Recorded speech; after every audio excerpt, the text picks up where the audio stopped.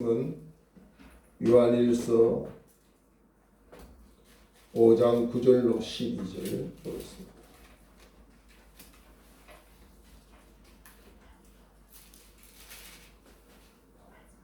요한일서 5장 9절로 12절 봉독에 올립니다.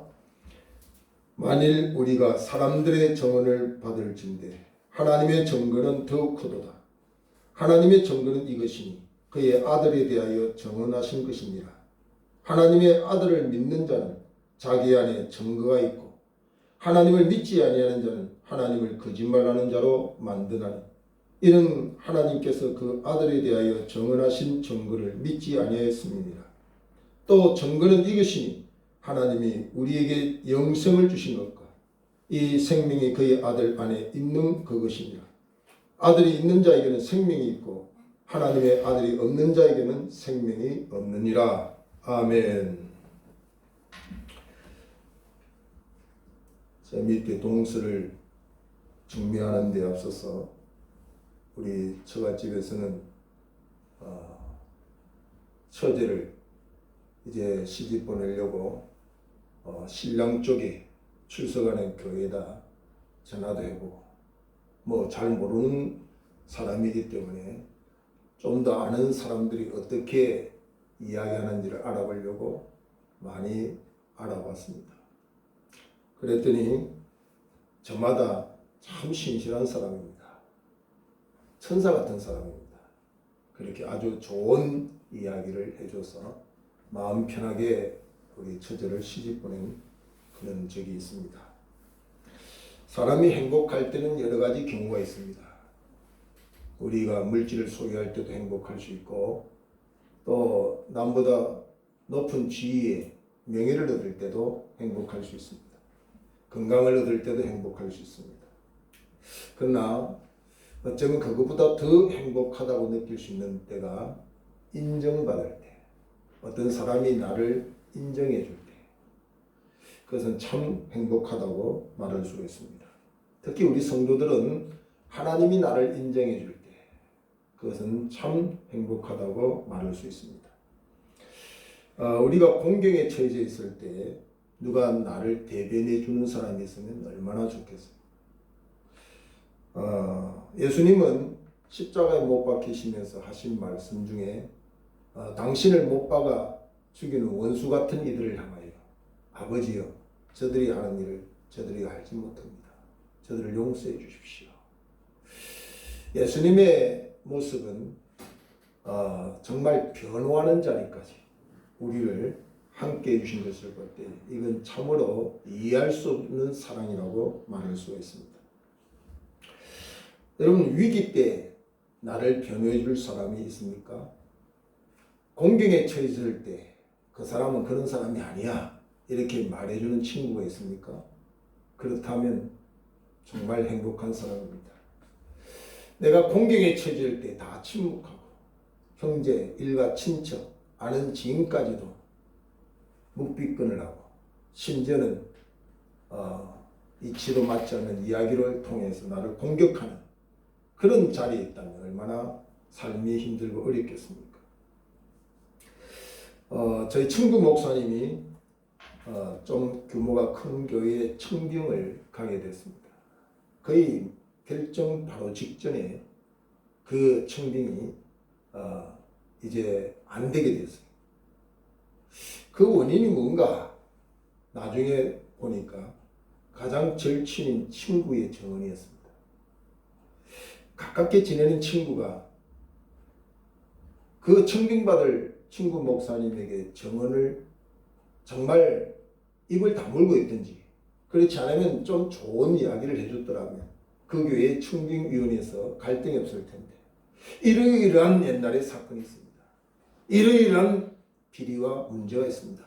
하고 이야기하는 바람에 그 자리가 가지를 못하는 그런 안타까움이 있었습니다. 한 사람의 정은 얼마나 무서운지 우리가 알 수 있는 거죠. 특히 우리가 곧 교통사고 목격자를 찾습니다 하는 현수막을 길거리에서 우리가 종종 보게 되죠. 아무리 박사가 이론적으로 과학적으로 논리적으로 증명을 해도 목격자만은 정언의 힘은 없죠. 어린아이라도 교통사고 어떻게 일어났는지 정확하게 보고 증언하는 그 사람의 힘이 있지, 공부 많이 한 지식을 가진 박사의 증언이 힘이 있는 게 아니죠.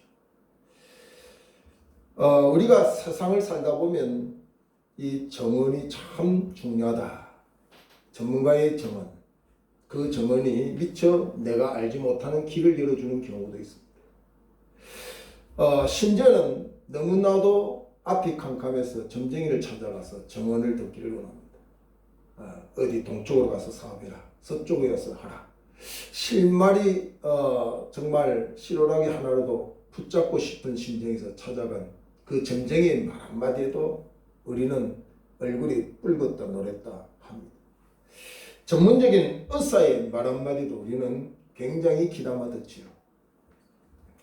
그러나 우리가 꼭 기억해야 되는 것은 세상 사람들, 그 사람이 전문가라 할지라도 그 사람의 증언은 참고할 뿐이지 완벽한 게 아니다 하는 사실을 우리가 꼭 기억해야 됩니다.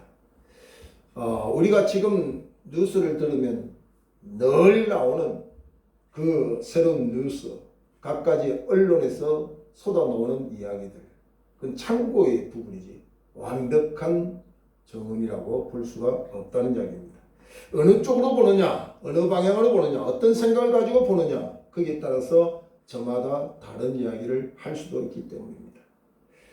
우리가 그 5.16을 혁명으로 보는 사람도 있습니다. 그러나 쿠데타로 보는 사람도 있죠. 쿠데타로 보는 사람에게 극단적으로 당신 잘못됐습니다 말한다면 그 사람이 또 반론할 거예요. 혁명입니다 그렇게 말하면 또 그 사람들이 반론을 제기합니다. 그렇기 때문에 어떤 사람의 정언은 시기와 때와 환경을 따라서 바뀔 수 있습니다. 진리는 안 바뀌죠. 진리는 환경이 어떠하든 여건이 어떠하든 어떤 상황에도 변하지 않는 게 진리지만 사람들의 정언은 많이 바뀐다는 거죠. 애국자라고 말하는 사람이 나중에 보면 친일파가 되겠습니다. 뭐 웰빙에서 건강 다이어트 하지만 전문가라고는 의사들까지도 서로 다릅니다. 예전에는 디저트에서 밥 먹고 디저트를 먹으면 좋다 그런 논리를 이야기하다 지금은 밥 먹기 전에 그렇게 먹는 게 좋다 그런 논리를 또 이야기합니다. 아침은 꼭 먹어라 그렇게 주장을 하다가 요즘은 또 12시간, 14시간을 단식을 하면 좋다. 그래서 아침 안 먹는 것도 좋다. 밤을 새워서 공백을 가지고 있는 것도 좋다. 참 사람들의 말, 그건 참 신빙성이 때로는 없다. 그런 생각이 되어질 때가 있습니다. 거짓되고 잘못된 정언은 우리의 고통을 자아냅니다. 고통 정도가 아니라 우리의 멸망의 길까지도 제시합니다. 성경에도 여러 사람들의 정언이 나옵니다. 우리가 잘 아는 베드로는 예수님에 대하여 주는 그리스도요 살아계신 하나님의 아들입니다. 이렇게 올바른 정언을 했기 때문에 주님이 인정했습니다. 우리가 잘 아는 마태복음 27장 54절에 보면 백부장의 정언이 나옵니다. 모든 이들이 예수 그리스도에 대하여서 비판하고 비방하고 핍박하는 그 시절에 이 백부장은 이는 진실로 하나님의 아들이로소이다 이렇게 고백을 했습니다. 가룟유다 한 사람의 정언이 구주 예수님을 십자가에 못 박는 길로 나아가게 했습니다. 욥의 친구들은 겉으로는 욥을 생각하는 정언을 했지만 실질적으로는 자기들의 욕망 중심적 그 현상 위주의 정언을 통하여 욥의 위로가 아니라 오히려 욥에게 고통을 준 것을 우리가 보게 되죠. 사려 깊지 못한 정언, 배려하지 못한 정언이 이렇게 엄청난 어려움을 당하게 했죠. 우리가 잘 아는 보디발 시대장의 아내는 자기의 범죄를 감추고 합리화시키기 위해서 젊은 요셉을 정말 자기를 강간하고 간통한 사람으로 정언한 바람에 그 젊은 청춘 요셉은 감옥에 갇힐 수밖에 없는 참으로 안타까움에 처져 있었습니다. 오늘 우리가 꼭 기억해야 됩니다. 이런 세상의 것을 자꾸 다로 여긴다. 사람들의 정언, 전문가들의 정언을 너무 진리 마냥 100% 믿습니다 하다 보면 우리에게도 상당히 문제가 일어날 수 있다는 거죠. 그래서 우리는 급할수록 또 혼돈과 혼미한 상황 속에 있을 때마다 제자리로 돌아가야 될 게 뭐냐면 기본이고 성경입니다. 성경. 그래서 시편 19편 7절 8절에 보면 여호와의 율법은 완전하여. 세상의 사람들이 아무리 전문가의 소리를 해도 완전한 정언은 없습니다. 그래서 오늘 성경은 우리에게 다시 말씀으로 돌아가서 여호와의 율법은 완전하여 영혼을 소성시키시며 여호와의 정근은 확실하여 우둔한 자를 지혜롭게 하며 여호와의 교훈은 정직하여 마음을 기쁘게 하고 여호와의 계명은 순결하여 눈을 밝게 하시는도다. 그러므로 어려울 때일수록 우리는 성경을 많이 이렇게 정독하고 묵상하는 게 중요합니다. 그래서 시편 1편 1절 이하에 보면 이 말씀을 주야로 묵상하는 자가 복이 있다. 그렇게 말합니다. 주야로 24시간을 말씀 묵상해요. 쓸데없는 것이 다른 것에 자꾸 묵상하면 그것이 우리를 지배하다 보면 우리의 생각이나 우리의 사고가 혼미해지고 어려워질 수 있다는 거죠. 여러분 잘 되는 집은요, 자식들이 막 싸우다가도 그 집의 가장인 아버지가 그 말 하면 그렇게 혈기왕성해서 서로 네가 잘났다 내가 잘났다 싸우다가도 딱 중지하는 그 집이 잘 되는 거예요.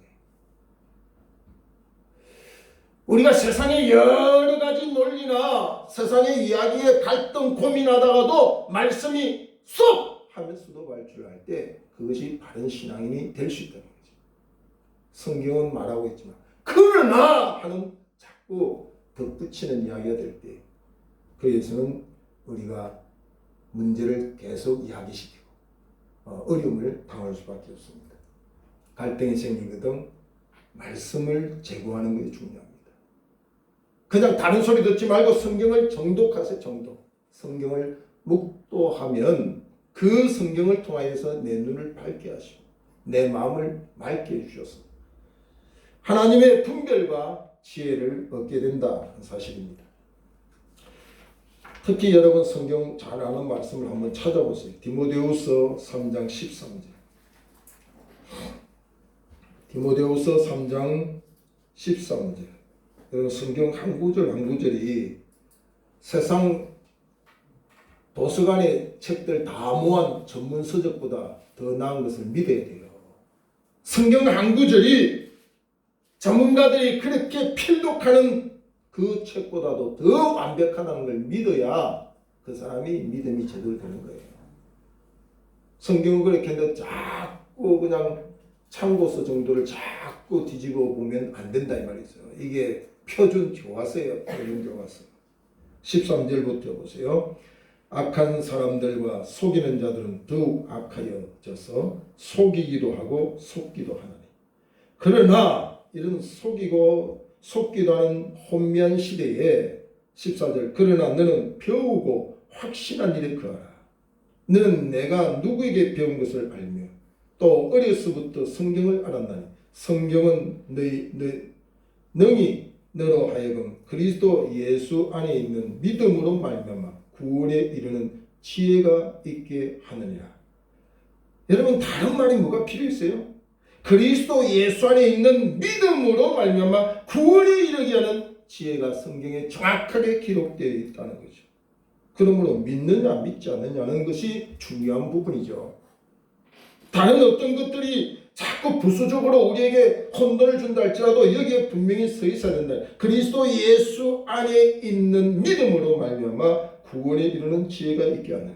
모든 성경은 하나님의 감동으로 된 것으로 교훈과 책망과 바르게 함과 의로 교육하기에 유익하니 이는 하나님의 사람으로 온전하게 하며 성경만이 하나님의 사람으로 온전케 한다 이 말이에요. 모든 선한 일을 행할 능력을 갖추게 하려 함이니라. 그러므로 성경을 통하여 하나님의 사랑으로 온전케 하고 능력의 삶을 사는 자가 건강한 성도가 될 수 있다는 사실입니다. 오늘 이와 같이 하나님의 말씀, 또 오직 예수, 믿음 이렇게 강조하고 있지만 오늘 현대 우리가 조심해야 될 부분, 문제가 뭐냐? 9절이 있는 말씀입니다. 9절 보세요. 본문 9절. 만일 우리가 사람들의 증언을 받을진대, 전문가들의 증언, 우리보다 앞서서 경험 많은 사람들의 증언, 이런 증언들을 우리가 받잖아요. 만일 우리가 사람들의 증언을 받을진대 하나님의 증거는 더 크도다. 여기에서 혼돈하면 안 된다 이 말이죠. 어느 경우든 하나님의 말씀은 더 큰 증거가 없고 증언이 없습니다. 사람의 말도 그렇게 그 증언을 들을준다면 그 사람을 창조한 하나님, 사람 창조한 하나님 누굽니까? 피조물이 창조주 따라갈 수 있겠습니까? 그러므로 사람들의 증언을 받을진대 하나님의 증거는 더 크도다. 하나님의 증거는 이것입니다. 분명히 알아야 됩니다. 하나님의 증거는 이것이니 그의 아들에 대하여 증언하신 것입니다. 다른 말 하지 않았어요. 하나님의 증언은 아들에 대하여, 내가 보낸 아들, 너희가 메시아로 받는 그 아들에 대해서 좀 알고 있어라. 그 아들. 다른 건 부수적인 거예요. 그 아들이 골자입니다. 골자. 그래서 골로새서 2장 3절에 보면 그 아들에 대하여 그 안에는 모든 지식과 보화가 다 가득 차 있다고 했어요. 아들을 받으면 모든 것이 다 있어요. 아들은 부분적인 게 아니다 이 말이죠. 그 아들 예수님을 우리가 믿고 수용하면 부분적인 것을 받아들이는 게 아니라 모든 것을 다 받은 것과 같아 이 말이죠. 그러므로 아들을 잃어버리면 모든 것을 잃게 된다는 사실도 말씀하고 있는 거죠. 10절 말씀을 자세히 보세요. 중요한 말씀입니다. 하나님의 아들을 믿는 자는 자기 안에 증거가 있고, 여러분 안에 증거가 있습니까? 하나님의 아들을 믿는다면 여러분 안에 증거가 있어요. 남이 어떻다 누가 뭐라고 이야기할지라도 자기 안에 증거가 있다면 자기 안에 증거. 내 안에 무슨 증거가 있습니까? 네? 아들을 믿었기 때문에 내 안에 무슨 증거가 있습니까? 네? 10절 말씀 다시 보세요. 하나님의 아들을 믿는 자는 자기 안에 증거가 있고 하나님을 믿지 아니하는 자는 하나님을 거짓말하는 자로 만드나니 이는 하나님께서 그 아들에 대하여 정언하신 증거를 믿지 아니하였음이니라. 여러분 여기서 증거라는 말, 정언이라는 말 두 단어가 굉장히 중요한 겁니다. 여러분 정언이라고 하는 것은 말로 사실을 드러내는 겁니다. 말로. 참말이라고 하면서 정언하는 거죠. 네? 말로. 그러나 증거는 말 이상의, 말 외에 다른 비언어를 종합해서 설명할 수 있을 때 증거라고 그래요. 그래서 말만 할 때 증거 있냐? 그렇게 되묻잖아요. 말로 이 사람은 착한 사람입니다. 반대자가 증거 있냐? 이렇게 말하죠. 그 말만 가지고 성립될 때도 있지만 참말을 할지라도 증거를 내밀으라 그렇게 말할 때도 온다 이 말이죠. 근데 하나님의 사람들에게는 그 안에 자기의 증거가 그 안에 하나님의 사람인 것을 아들을 믿는 자에게는 자기 안에 증거가 있다. 자기 안에 무슨 증거가 있어요? 하나님의 형상으로 지음받은 하나님의 속성이 하나님의 사람들에게 있기 때문에 좀 더 진실하고 싶고 좀 더 정직하고 싶고 좀 더 믿음으로 나아가고 싶고 좀 더 주님을 향하여 사랑하고 믿고 나아갈 수 있는 그런 증거가 자기 안에 있습니다. 누가 뭐라고 이야기할 거 그거에 대해서 치우치지 마세요. 그리고 예수는 나의 구원자다 하는 믿음에 대한 확고한 확신이 그 안에 증거로 나옵니다. 그러므로 어떤 일에 중요한 게 없습니다. 믿음에 확신이 없다는 사실은 증거가 아주 문제가 있다는 거예요. 증거가. 세상 천지가 다 무너져도 내 안에서 증거가 있는데 주님은 나의 구원자이시다 하는 구원받는다는 사실에 대한 믿음이 분명하고 그 구원의 확신이 있다면 그것은 결코 무너지지 않습니다. 그런 믿음을 가져야 돼요. 그래야 히브리서 11장 6절에 뭐라고 했어요? 믿음이 없이는 하나님을 기쁘시게 못한다. 지식이 없으면 하나님을 기쁘시게 못한다는 말 없어요. 전문가의 소리를 안 들으면 기쁘시게 못한다는 말 없어요. 믿음이 뭡니까? 예수가 나의 구주 되심, 십자가의 대속의 은혜로 구원받은 사실. 내가 다 이뤘다는 것은 부분적인 말씀이 아니에요. 믿는 그때부터 천국에 이르기까지 책임져 주시는 완벽한 구원을 말하는 것이죠. 우리가 이 믿음의 구원의 역사는 남이 평가할 일이 아닙니다. 본인 안에 증거가 되겠습니다. 증거. 이렇게 말하면 흔들리고 저렇게 말하면 흔들릴 이유가 없어요. 여러분, 구원파들이 한때 왕성할 때 우리 교인들을 현혹할 때 뭐라고 그랬습니까? 구원받았습니까? 그럼 교인들은요, 이 참 증거에 대해서 혼돈을 많이 합니다. 교회에서 일일이 안 가르쳐 주거든요. 네? 그러다 보니까 구원받았습니까? 할 때부터 말문이 탁 닫혀요. 어떨 때는 구원받은 것 같고, 또 내 행위가 조금 잘못되면 구원 못 받은 것 같고, 자기 혼자 스스로 지옥 갔다 천국 갔다 막 결정하는 거예요. 욕을 노리면서 구원받았으면 당신 며칠 어떻게 구원받은지 이야기해보라. 증거를 대라. 이렇게 이야기한다. 여러분, 그거 증거 그런 표현을 못하기 때문에 구원을 못 받습니까? 여러분, 사람이 태어나서 자기 생일 모른다고 태어난 존재가 사라집니까? 예? 고아들은 자기 생일을 잘 몰라요. 고아원 가서 그날 주소 온 날 그날이 자기 생일일 수도 있어요. 그렇지만 그의 존재가 사라지는 게 아니잖아요. 이렇게 미혹하는 거죠. 여러분, 어린아이들 때로는 부모들이 놀린다고 그런 말 하죠. 야, 너 굴다리 밑에서 주워 왔어. 너 엄마는 떡장사야. 그렇게 이야기해서 아이를 현혹시키죠. 처음엔 아니야 그러죠. 그 한 몇 번 이야기하면 막 울어버려요. 왜냐면 흔들리니까. 자기 안에서 이게 흔들려. 말은 못하지만 왜 엄마가 됐는지는 알 수 없지만 자기 안에 증거가 있어요. 자기 안에 증거. 누가 뭐라고 이야기해도 이는 내 엄마야, 내 아버지라는 증거가 자기 안에 사람들에게 다 있어요. 그걸 뭐 설명을 한다고 설명을 못해서 괜찮아요. 설명 못해도 아무 상관없어요.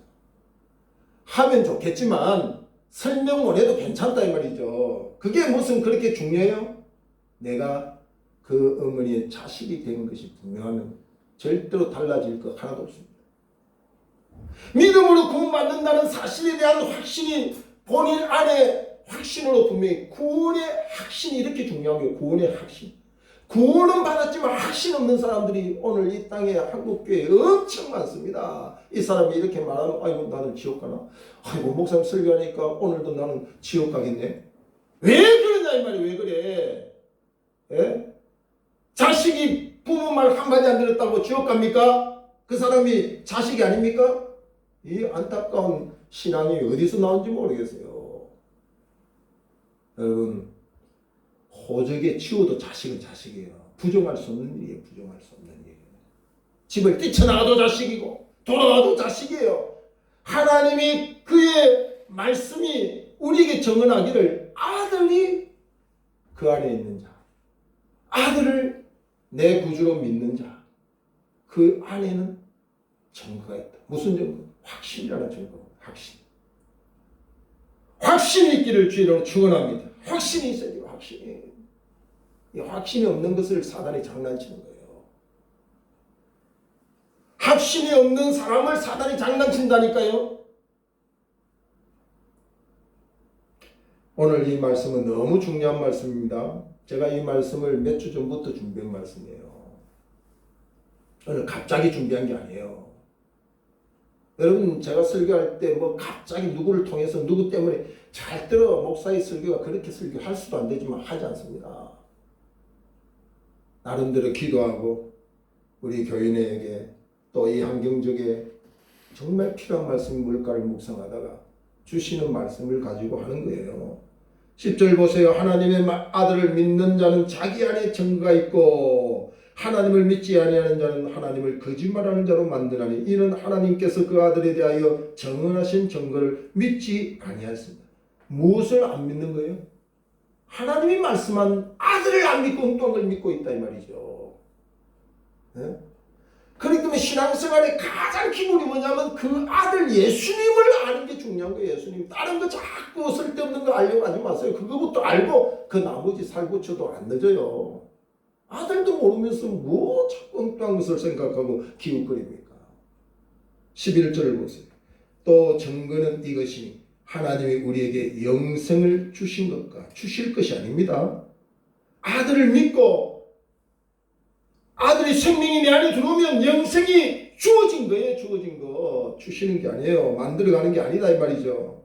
또 증거는 이것이니 하나님이 우리에게 영생을 주신 것과 이 생명이 그 아들 안에 있는 것이다.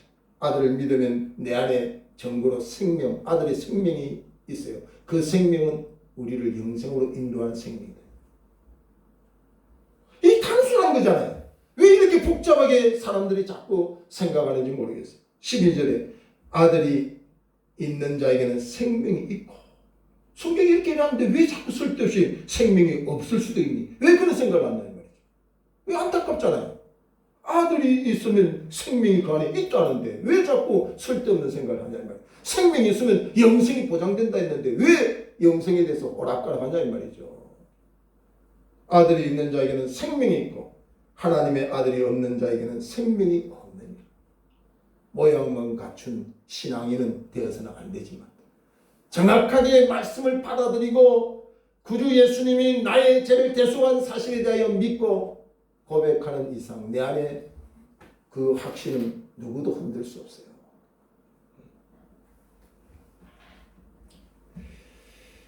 생명이 없는 증거를 자꾸 귀 기울여 듣지 마세요. 여러분 암초에 부닥쳐서 침몰 직전에 있는 그 배에 다른 무엇보다도 구명조끼, 구명보트 하나면 됩니다. 우리가 극단적으로 침몰 직전에 있다 할지라도 한 가지면 돼요. 오직 구원 예수. 오직 복음 예수에 대해서만 분명히 내가 바로 서 있습니다. 나머지 것이 그렇게 중요한 게 아니에요. 어느 목사님이 다른 교회 헌신 예배를 가는데 부교육자가 설교 제목을 불러달래서 여호와는 나의 목자시니 라는 제목을 불러줬어요. 그랬더니 이 부교육자가 하는 말이 목사님 그게 다입니까? 물어봤어요. 그랬더니 이 목사님이 여호와는 나의 목자시니 그것으로 충분하지 않습니까? 이렇게 반문을 했어요. 그리고서 주일날 예배 시간에 갔습니다. 예배 시간에 가서 주보를 보니까 깜짝 놀랄 제목이 자기 생각과는 다른 제목을 올려놨어. 뭐라고 제목이냐? 여호와는 나의 목자시니 그것으로 그것으로 충분하지 않습니까? 어째 이 부교육자하고 대화했던 내용을 이 부교육자는 착각하고 그 말을 그대로 설교 제목으로 여호와는 나의 목자시니 그것으로 충분하지 않습니까? 하는 제목을 놨다는 거죠. 여러분에게 한번 묻습니다. 여호와는 나의 목자시니 그것으로 충분하지 않습니까? 여호와는 나의 목자시니 그것으로 충분하지 않습니까? 예수님이 나의 구주이시니 그것으로 충분하지 않습니까? 예수님의 피 공로로 구원받았다는 사실 그것으로 충분하지 않습니까? 하나님의 증거가 내 안에 생명이 있고 그 생명이 영생의 생명이라고 하는 사실에 대하여 그것으로 충분하지 않습니까? 무엇이 더 필요합니까? 시편 16편 2절에 보니까 다윗은 이 고백을 합니다. 주밖에는 나의 복이 없어. 그래서 나는 항상 내 앞에 여호와를 모시고 다닙니다. 그랬더니 나는 요동하지 않더라. 내 육체도 안전할 뿐 아니라 내 영혼까지 안전함을 고백합니다.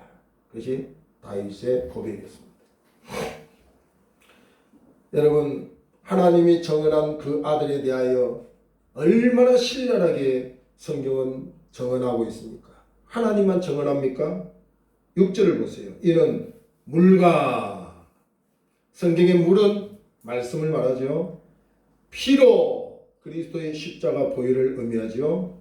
이는 물과 피로 임하신 이 신이 고 예수 그리스도. 여러분, 그리스도는 말씀이죠.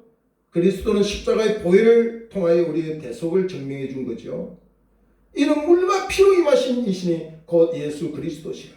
물로만 아니요, 물과 피로 임하셨고, 정언은 누가 합니까? 성령이시니. 성령은 진리니라. 성령이 우리에게 말씀이 그리스도라는 사실도 이야기하고, 십자가의 대속의 구원자 되심을 성령이 우리에게 밝히 정언하는데 더 이상 무엇을 이야기를 하냐 이 말이죠. 정언하는 이가 셋이니 성령과 물과 피라. 이것을 성령을 말하고 물과 피라. 또한 이 셋은 합하여 하나이니라. 여기서 삼위일체, 성부 하나님, 성자 하나님, 성령 하나님에 대하여 정확하게 삼일체의 논리를 설명하고 있는 말씀이 오늘 여기에 있습니다. 오늘 우리가 다시 한번 이 말씀을 한번 정언한 말씀을 증거로 우리가 받아들일 때 오늘 11절을 자세히 보세요. 자세히 11절. 증거는 이것이니 하나님이 우리에게 영생을 주신 것과 영생을 주시는 것과, 우리가 예수 믿을 때 사망에서 생명으로 옮겨지는 그 역사가 즉시 있는 것처럼 주님을 영접하여 그 생명이 내 안에 있는 그 생명은 결국은 영생이라니까. 영생의 생명이에요. 그냥 생겼다가 죽는 생명이 아니다 이 말이죠. 예수의 생명이 내 안에 오면 영원한 생명으로 자리 잡는다는 거죠. 이 성경이 그대로 해놨잖아요. 내가 뭐 여기 설명하는 거 없잖아요. 12절에 아들이 있는 자에게는 생명이 있고 그리스도가 진리되어 내 안에 생명으로 예시면은 생명이 있고 하나님의 아들이 없는 자에게는 생명이 없느니라. 18절을 보세요. 하나님께로부터 난 자는 다 범죄하지 아니하는 줄을 우리가 아노라. 하나님께로부터 나신 자가 그를 지키시며 악한 자가 그를 만지지도 못하느니라. 자, 아들을 믿는 자, 그리스도 예수가 구주 되심을 믿는 자에게는 그 안에 생명이 있고 그 생명은 영생이라고 하는 생명입니다. 영생이 그에게 주어지죠. 그리고 그 사람에게는 자기 안에 증거가 있습니다. 구원의 확신이 분명히 있다는 거죠. 자, 이들의 결과는, 자, 생명이 있는 사람, 아들을 구주로 믿는 사람, 믿음으로 분명히 서 있는 그 사람에게는 분명한 증거가 하나 더 자세히 보세요. 있습니다. 그게 뭐냐면 18절에 있는 말씀입니다. 오늘 그 요한일서 5장 1절부터 보세요. 예수께서 그리스도이심을 믿는 자마다 하나님께로부터 난 자니. 자, 믿음이 자기 인위적으로 배운 지식으로 생기는 게 아니에요. 믿는 자마다 하나님께로부터 난 자니 또한 낳으신 이를 사랑하는 자마다 그에게서 난 자를 사랑하느니라. 자, 세상의 공격으로부터 이길 수 있는 게 뭐라고요? 우리는 지금 영적 전쟁을 치르는 신앙생활을 합니다. 이 영적 전쟁에 이기는 것이 요한복음 6장 33절에 하나님을 믿는 믿음이라고 했습니다. 자, 이 믿음이 4절을 보세요. 무릇 하나님께로부터 난 자마다 세상을 이기느니라. 세상을 이기는 승리는 뭐라고요? 우리 안에 생명이 있음을 확신하고 믿는 믿음에 분명히 써 있으면 승리자가 될 수 있다는 거죠. 예수께서 하나님의 아들이심을 믿는 자가 아니면 세상을 이기는 자가 누구냐? 자, 여기 중요한 게 있습니다. 이렇게 믿음에 서 있는 사람은 18절 하반절을 보세요. 하나님께로부터 나신 자가 그를 지키시매 악한 자가 그를 만지지도 못하느니라. 여러분, 유월절의 역사 속에 보면 어린 양 피가 문설주에 있을 때에 그 안에 있는 사람이 누구든 관계없습니다. 뭐 박사 아니라도 관계없어요. 부자가 아니라도 관계없어요. 그 어린 양 피를 보고 재앙이 넘어갔듯이 아들 예수님을 생명으로 가지고 영생하는 백성이 된 그 백성에게는 죄와 원수가 손대지 못하는 하나님의 보호가 있다는 거예요. 죄와 원수가 손대지 못하는 하나님의 보호가 있기 때문에. 그래서 성경은 로마서 8장 1절 이하에 뭐라고 그럽니까? 그리스도 안에 있는 자는 결코 송사함이 없다. 누가 송사해도 듣지 말라. 그리스도 안에 있는 자는 정죄함이 없다. 누가 정죄해도 정죄 안 당한다. 너희는 이제 죄와 사망의 법에서 해방된 자다. 죽이는 죄, 사망의 법에서 너희는 해당되는 사람이 아니다. 어디에 해당된다고요? 생명과 사랑의 법에 저촉된 자들이다. 우리는 생명과 성령의 법, 생명과 성령의 법은 사망으로 이끌지 않습니다. 누가? 그리스도 안에 있는 자. 그리스도가 나의 구주임을 믿고 그 안에 생명이 있고 그 생명이 영생인 것을 믿고 가는 그 사람에게는 악한 것이 손도 못 댄다고 말씀하고 있다. 그래서 우리가 돌아볼 것은 내가 그리스도 안에 있느냐? 그것부터 돌아봐야 돼. 나는 정말 구원의 확신이 있느냐? 정말 내 안에 생명이 있음을 믿느냐? 그 생명이 영생을 주는 것도 믿느냐? 그것을 우리가 돌아봐야지. 그런 사람에게는 죄와 원수가 손대지 못한다. 분명히 말씀하고 있습니다. 세상을 이기는 것이 너희 안에 있는 믿음이라고 말씀하고 있습니다. 13절에 보면은 내가 하나님의 아들의 이름을 믿는 너희에게 이것을 쓰는 것은 너희로 하여금 너희에게 영생이 있음을 알게 하려 함이니라. 하나님의 증거의 최종 목적이 뭐죠? 너희 안에 영생이 있는 거 내가 이야기하려고 이렇게 피를 토하는 이야기를 하지 않느냐? 왜 이렇게 흔들리냐 이 말이죠. 왜 이렇게 흔들리냐? 하나님의 증거보다 큰 게 어디 있습니까? 하나님의 증거가 아들을 믿으라. 그 아들은 너희를 죄 가운데서 구속할 구세주이다. 그 아들을 받아들이면 너희 안에 생명이 있고 그 생명은 영원한 생명이다. 그 단순한 거잖아요. 이 성경 그대로 있는 말씀이에요. 그렇게 믿는 사람에게는 신분이 회복되어 하나님과 나와의 부자의 관계가 이루어져서 하나님께 어떻게 한다고요? 13절, 14절에 그를 향하여 우리가 가진 바 담대함이 이것이니 그의 뜻대로 무엇을 구하면 들으시니라. 이제는 그 사람의 기도와 하나님과 합평케 된 그 교통이 이루어지고 응답을 보장받는 것을 말씀하고 있다는 사실입니다. 오늘 우리가 여기 와서 참 풍요의 세상에 감사할 수 있죠. 공기가 좋으면 야 공기 참 좋다 감사할 수 있습니다. 야 돈이 많아서 부자로 사니까 편안하다 감사할 수 있습니다. 이제 다음 주일에 코로나의 악조건 속에서 우리 교회도 추수감사절의 절기를 지키는데 형식적으로 지키지 말아야 될 것은 꼭 기억해야 됩니다. 현상을 보고 감사할 것을 만들면 감사의 조건이 안 될 수 있습니다. 지금 내가 숨쉬는 이 상태에 감사가 나오거든. 숨쉬는 때 그 공기가 참 좋다는 것에 대하여 감사가 나오거든. 근원적인 공기를 창조하셔서 우리에게 주신 그 하나님을 보게 돼야 돼요. 자연을 보고 야 좋다 감사하다 그 이면에 자연을 주신 하나님, 창조하신 하나님에 대한 감사가 먼저 나와야 된다. 불신자는 그게 안 되죠. 불신자는 보이는 현상에만 국한해서 그것에 감사하죠. 그러나 우리의 신앙인은 본질적인 것에 감사해야 돼요. 본질적. 내가 나된 것을 만드신 그분 하나님이기 때문에 감사합니다. 내가 오늘도 주님을 사랑할 수 있는 마음 주신 것을 생각할 때 그것은 하나님의 은혜입니다. 감사합니다.